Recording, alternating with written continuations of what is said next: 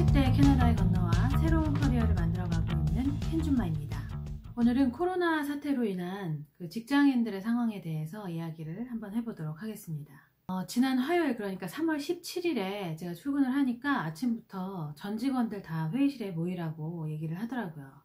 그래서 가보니까 이제 사장이 눈물을 글썽이면서 이제 발표를 했는데, 금요일까지만 영업을 하고 이제 휴업에 들어간다고 발표를 했습니다. 그리고 실업급여를 신청하는 것에 대한 이런저런 안내를 해주고 이렇게 했는데요. 휴업을 하는 날짜가 이제 4월 5일까지다 일단 그렇게 얘기를 하면서도 기간이 연장될 가능성이 높고 그게 언제까지 연장될 것이라고 말을 하기는 어려운 상황이다 이렇게 얘기를 했습니다. 그리고 그날 오후에 이제 HR에서 그 임시 레이오프, 그러니까 temporary layoff라고 영어로 이제 써 있었거든요. 그거에 대한 레터를 이제 다 나눠주더라고요.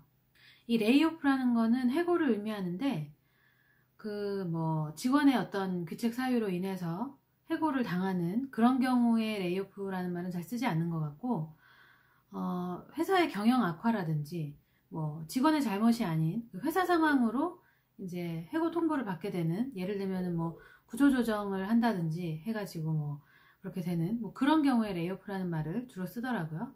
이 temporary layoff letter에 따르면 이 레이오프는 고용 해지는 아니고 이 코로나 사태로 인한 개인의 건강과 안전 이러한 사유로 임시적으로 하는 것이고 13주 이상 지속되지는 않을 것이며 이 temporary layoff 기간 동안에도 회사 베네핏은 동일하게 지속이 될 것이다 이렇게 얘기를 했습니다. 주변에서 이제 듣기로도 많은 기공소들이 휴업에 들어갔다고 해요. 저희보다 더 빨리 시작된 곳들도 많더라고요.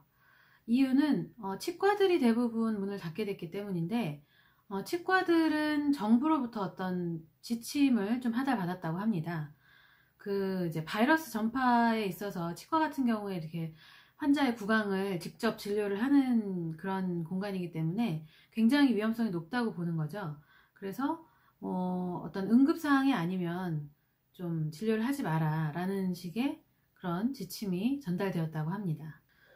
17일부터 시작해서 이제 회사가 휴업에 들어가기 위해서 이런저런 준비들을 했는데요.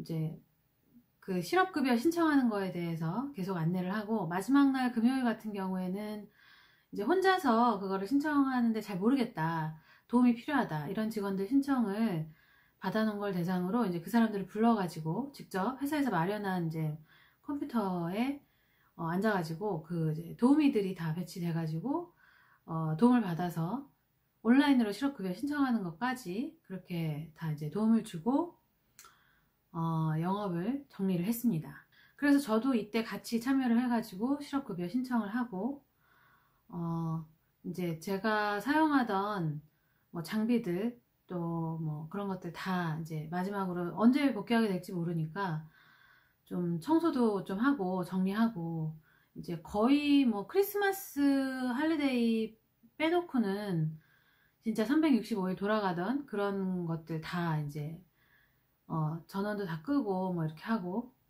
퇴근을 했죠.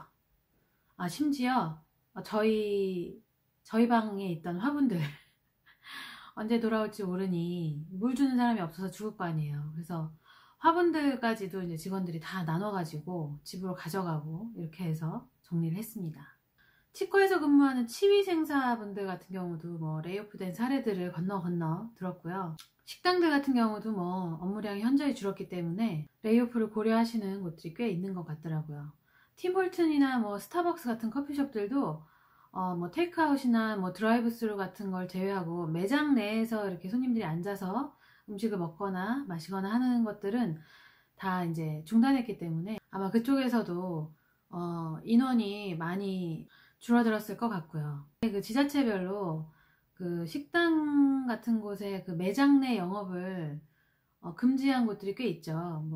그렇게 했을 때 벌금을 어마어마하게 때리면서 이제 테이크아웃이나 배달 같은 것만 허용한 이런 곳들이 많기 때문에 아마 뭐 특히 이제 뭐 서빙 하시는 분들, 이런 분들 같은 경우에 레이오프 되신 경우가 많을 것 같아요.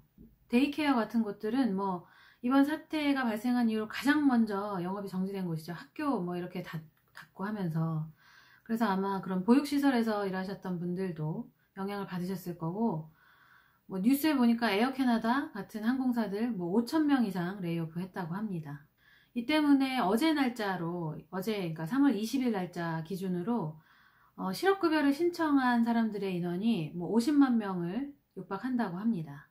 이 레이오프가 저희 회사처럼 뭐 임시적인 곳도 있겠지만 뭐 그렇지 않은 곳들도 있을 것 같고요. 어찌됐든 이제 자격이 되는 사람들은 실업급여를 신청할 수 있는데, 뭐 고용보험 가입 기간이 이제 짧아서 그 실업급여 혜택에 자격이 안 되는 그런 분들도 많죠. 그런데 며칠 전 그 캐나다 정부에서 그 850억 달러 규모의 그런 지원책을 발표를 했죠. 그래서 이렇게 뭐 그 고용보험 그 자격이 실업급여 혜택을 받을 수 없는 이런 사람들까지도 그런 혜택을 주기 위해서 예산을 지원한다고 발표를 했고, 뭐 차일드 베네핏도 뭐 두당 300불 추가로 지원하겠다 얘기를 했고, 또 영세한 자영업자들을 지원하는 대책도 발표를 했습니다. 실업급여 액수는 뭐 최대 본인 급여의 55%, 주당 573불을 초과할 수는 없다고 하네요.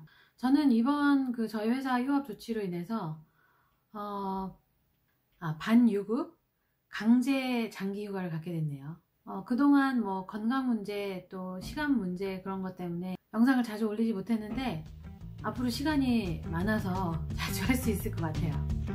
또 다른 이야기 가지고 곧 찾아뵙도록 하겠습니다.